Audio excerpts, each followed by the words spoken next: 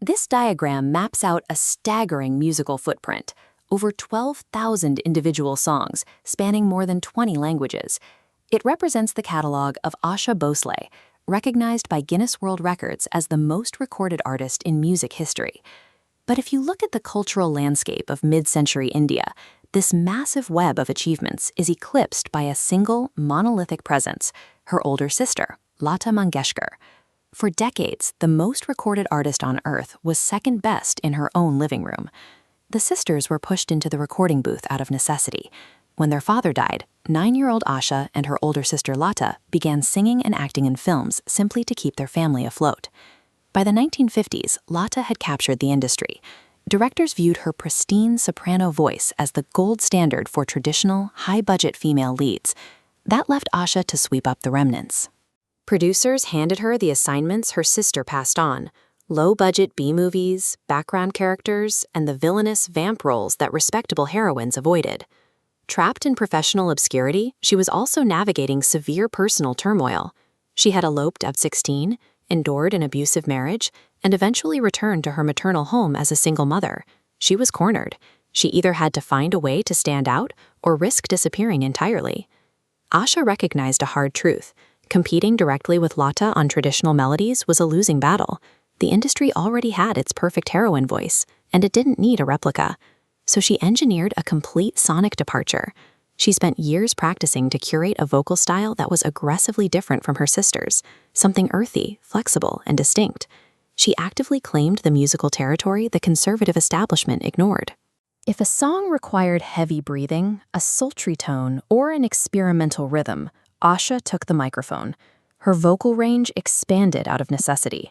Versatility became her primary survival mechanism, allowing her to build a lucrative, independent career in the spaces where the Mangeshkar shadow couldn't reach. That strategy locked into place in the 1960s and 70s.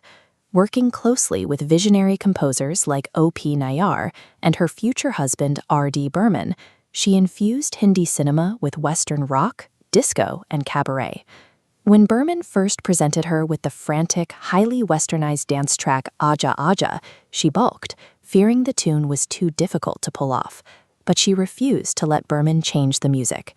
She rehearsed for 10 straight days and nailed the recording. Tracks like that made her the exclusive voice of Helen, the legendary dancer who dominated the era's nightclub sequences. Helen would even attend Asha's recording sessions to choreograph her routines to the exact vocal inflections. By mastering these highly kinetic, sensuous tracks, Asha cornered the market on youth culture. She became the sound of rebellion and modernity in Indian cinema. By the early 1980s, the industry tried to box her in. Critics and producers labeled her a pop and cabaret specialist, implying she lacked the technical rigor for serious classical art. Her response came in 1981 through the film Umrao Jaan. Composer Khayyam approached her to sing a series of ghazals, highly intricate, traditional poetic songs requiring absolute classical precision. To capture the melancholy and maturity the poetry demanded, she deliberately dropped her singing pitch by half a note, accessing a rich, subdued timbre completely foreign to her previous hits. The performance won her the National Film Award, placing her name alongside the country's most rigorous classical vocalists. After this, Asha could move between the nightclub and the classical court within a single day's recordings, navigating whatever barrier the industry set. As playback singers entered their 60s, the standard protocol was a quiet retirement.